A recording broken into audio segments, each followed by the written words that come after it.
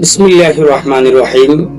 দেশ ও প্রবাসী যে যেখান থেকে দেখছেন, আপনাদের সকলকে পবিত্র ঈদ উল ফিতরের শুভেচ্ছা জানাচ্ছি, সেই সাথে ঈদ মুবারক জানাচ্ছি এবং সালাম দিচ্ছি। আসসালামু আলাইকুম ওয়া রাহমাতুল্লাহি ওয়া বারাকাতুহু। আশা করছি আমরা সকলে পবিত্র ঈদ উল ফিতর উপভোগ করব, যেহেতু আল্লাহ পাক কোরআনে কারীম ফুরকানে হামিদের সূরাতুল বাকারায় এরশাদ হচ্ছে, ওয়ালিতুকমিলুল ইদ্দাতা ওয়ালিতুকাব্বিরুল্লাহা আলা মা হাদাকুম ওয়া লাআল্লাকুম তাশকুরুন। আল্লাহ পাক এরশাদ করছেন, যাতে আমাদের নির্দিষ্ট রোজা পরিপূর্ণ হওয়ার পর আমরা যেন ঈদ এবং সাথে তাকবীর যেন উদযাপন করি। নিশ্চয় আমরা সেই তাকবীর আমরা দিচ্ছি, যে তাকবীর আমরা ঈদগাহে যাওয়ার সময় আমরা প্রথম তাকবীর বলে বলে, অর্থাৎ ঈদ উল ফিতরে আমরা যখন ঘর থেকে যখন বের হব তখন থেকে আমরা ঈদগাহে যাওয়া পর্যন্ত, ঈদগাহ থেকে আসা পর্যন্ত আমরা বড় করে তাকবীর বলবো, আল্লাহু আকবার আল্লাহু আকবার, লা ইলাহা ইল্লাল্লাহু আল্লাহু আকবার আল্লাহু আকবার ওয়ালিল্লাহিল হামদ।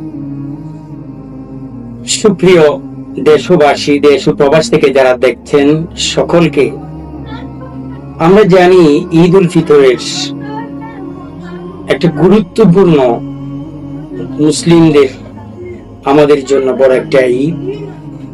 ঈদ এটা হচ্ছে খুশি। আমাদের কারো কারো পরিবারে সেটা কারোর জন্য কালো হয়ে যায়, কালো মেঘে আমাদের ছেয়ে যায় সমাজ ব্যবস্থা। আপনি খেয়াল করে দেখুন, যেই দেশে অনেক বাবা আছে, অনেক মা আছে, সন্তানরা যখন কোনো ভুল করে ঈদের দিনে আমরা সর্বপ্রথম যাদের কাছে আমরা যাব, যার কাছে ক্ষমা চাইব, সেই হচ্ছে আমাদের পিতা মাতা। কারণ আল্লাহ পাক কোরআন পাকের সাথে আছে সূরাতুল বনী ইসরাঈল, রব্বিরহামহুমা কামা রাব্বায়ানি সাগীরা। তোমরা পিতা মাতার জন্য তোমরা দোয়া করো। তো সন্তান যখন পিতা মাতার কাছে যখন কোনো অন্যায় করে অথবা না বুঝে সন্তান যখন ভুল করে, তখনই মা বাবার কাছে গিয়ে নিচে সন্তানরা ক্ষমা চাই। আমরা এমন অনেক মা বাবা আছি যারা সন্তানকে ঈদের দিনও, কোন সন্তান যখন ভুল করে ঈদের দিন, আপনি জানেন ঈদ অর্থ খুশি।